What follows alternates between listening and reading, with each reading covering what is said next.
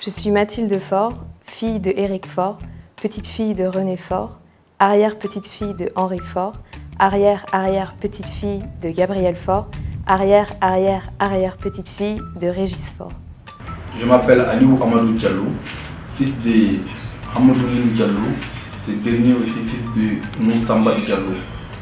Je nitwa Nibigira wa Sindayigaya, Sindayigaya wa Ruceke wa Ndengutse wa Rutegakibango wa Ndabatabaje wa Bihinira. Après avoir écouté ces trois personnes, une chose saute aux oreilles. Pourquoi les Burundais ne transmettent pas leur nom de génération en génération? Il est vrai, aujourd'hui certains parents donnent leur nom à leurs enfants, mais cette pratique n'est pas courante. Mais alors, pourquoi les Burundais ne portent-ils pas de nom de famille?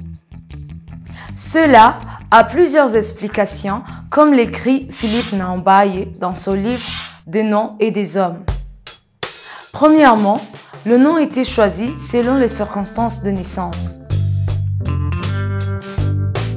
Chaque Burundais portait un seul nom qui n'est ni celui de son père, ni celui de son clan, mais un nom choisi par sa famille rappelant les conditions de sa naissance.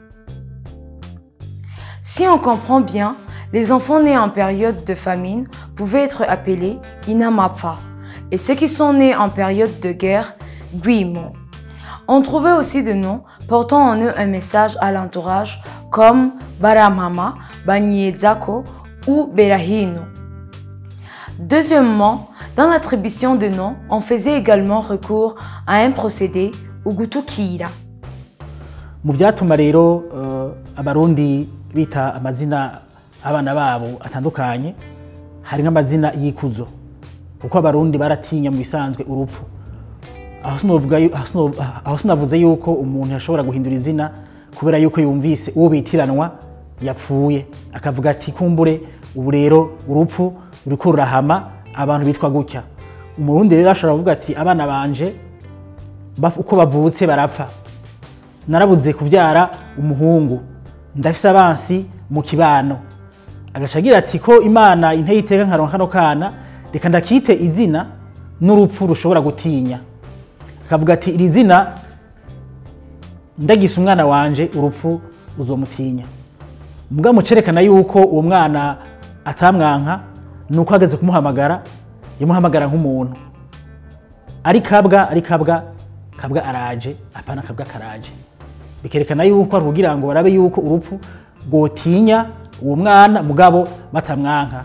Hama bagaca bavuga bati umwana wacu azokura kuko nta kimukunda n'iri zina nawe rimeze gutya n'urupfu niwo mubahuka. En troisième lieu, nous pouvons aussi parler d'un interdit pour le moins méconnu, Kudeha. Comme l'écrit Philippe Naombaye, le décès d'un proche entraînait automatiquement la disparition de son nom. Kudeha. Prononcer le nom d'un mort est prohibé. C'est la peur qu'inspire la mort et le respect qu'on éprouve à l'égard du trépassé qui font qu'on ne prononce plus le nom dont il était l'incarnation. Cela a-t-il des conséquences? Bien sûr, c'est pour cela que les personnes se réclamant d'un même ancêtre ne portent pas son nom et qu'il était interdit, par exemple, de porter le nom de son père. En quatrième lieu, le nom pouvait changer en fonction de certaines circonstances. En cas de conflit avec un chef ou un voisin, le Burundais pouvait prendre un autre nom pour se protéger contre d'éventuelles représailles. Mais aussi, les jeunes filles qui avaient reçu de noms de sexe comme Gakoga ou Kigeme pouvaient les changer la veille de leur mariage pour prendre un nom affirmant leur nouvelle personnalité. D'autres circonstances pouvaient aussi entraîner un changement de nom. Umurundi kandi yarashobora guhindura izina ryiwe bivanye n'ibintu byinshi nkuko twagiye turabibona, ariko cyane cyane yarashobora guhindura izina ryiwe yakuze habaye umugirwa bita umugirwa wo kwikebako. Ivyo navyo ni mu gihe umuntu yaba yimukiye kundi musozi cyangwa mu yindi ntara akaza gusaba itongo uwo ahasanze akarimuha.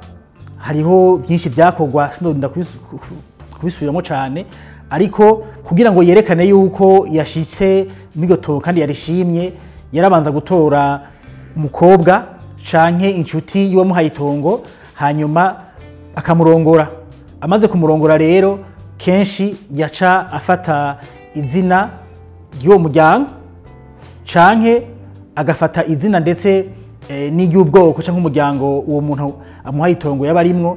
Ari naco gituma usanga hariho n'imiryango ituvuga mu Kirundi iri mu moko yose abahutu n'abatutsi kubera yuko haba habayeho uwo mugigwa ukwikebako. Il faudra attendre l'avènement de la Deuxième République pour que le législateur se penche sur la question des noms. Ainsi, en vertu de la loi numéro 1/1 du 15 janvier 1980 portant Code des personnes et de la famille, le déclarant de la naissance est celui qui donne le nom et le choix du nom est libre.